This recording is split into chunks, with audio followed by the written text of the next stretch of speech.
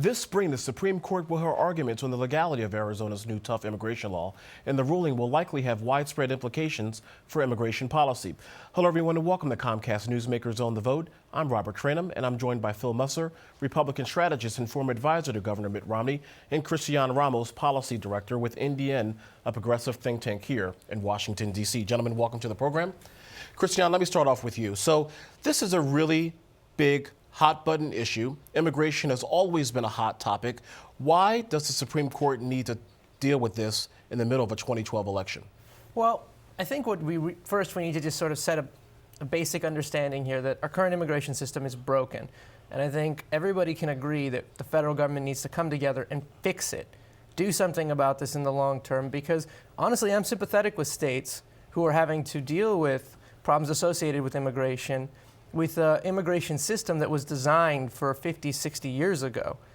So the Supreme Court absolutely has to deal with this as soon as possible, because the real situation is becoming now that you're seeing more states looking to pass immigration legislation that is, increasingly punitive and damages their local economies, and what's happening in Georgia and Alabama, where you're seeing a lot of the local citizens and the undocumented workforce leaving those states, going to other states. The reason that we have a national federal policy on immigration is because those groups of workers are not leaving the country, they're merely going to other states.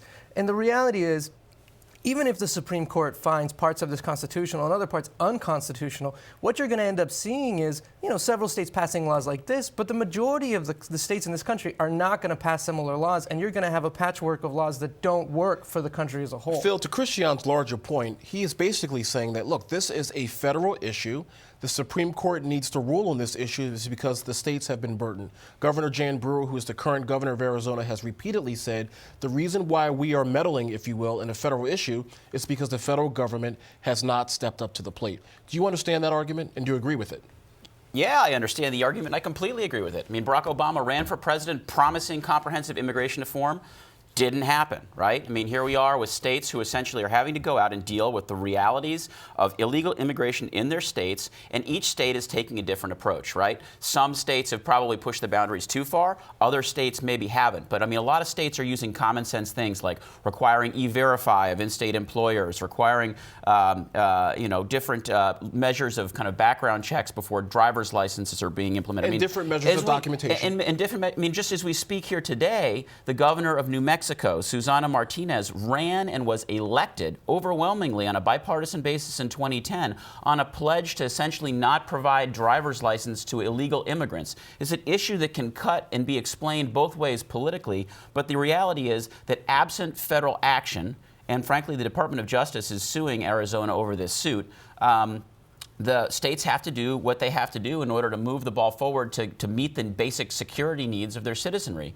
And so, frankly, just go back to where you started, yeah, the Supreme Court has got two big political hot-button footballs in their lap this spring. One is this immigration decision. The other is the health care decision. Both issues get Republican primary voters pretty motivated.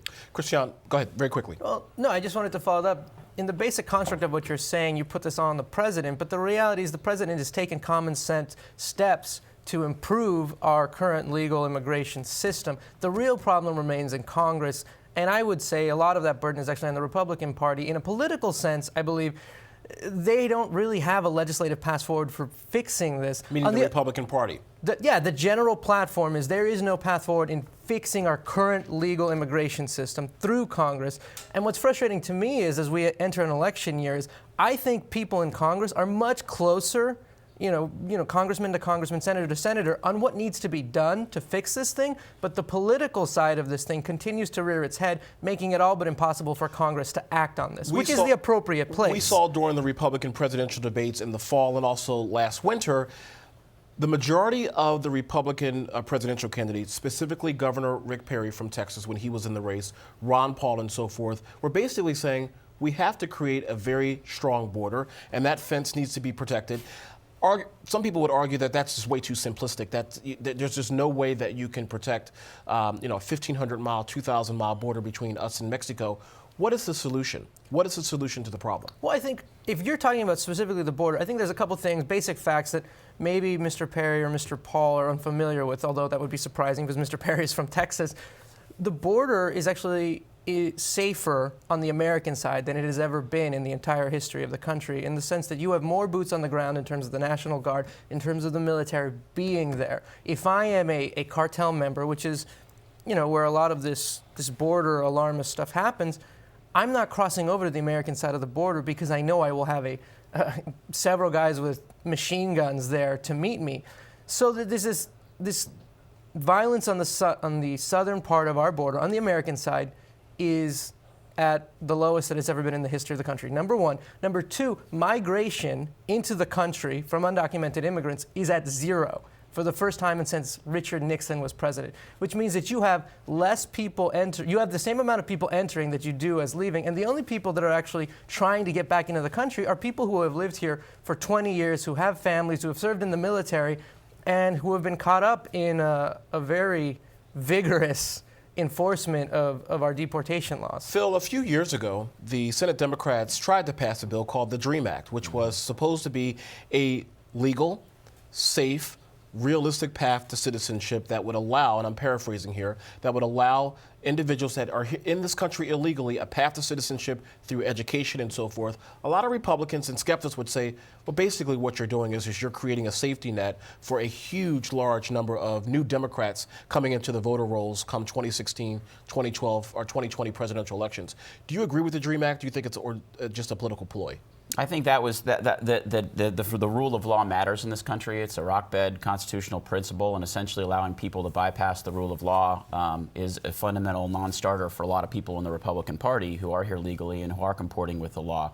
That said, this is an area where ultimately you're never going to get anywhere without some measure of compromise. And to not acknowledge the political and just the economic reality of the immigration situation in this country is probably, is not the right path forward. But he makes a good point. The political realities in an election year make it unlikely that whole-scale immigration reform will see serious action in the context of any legislative activity. Our Congress, frankly, can't figure out how to get together and pay its bills for a variety of reasons. We've got a lot of smoke and mirrors budgeting coming out right now. To think that we're going to see kind of a reemergence of immigration politics from a legislative perspective is highly unlikely in this Congress. All right, last question to you both very quickly. Your scoop and prediction. What do you think the Supreme Court's going to do?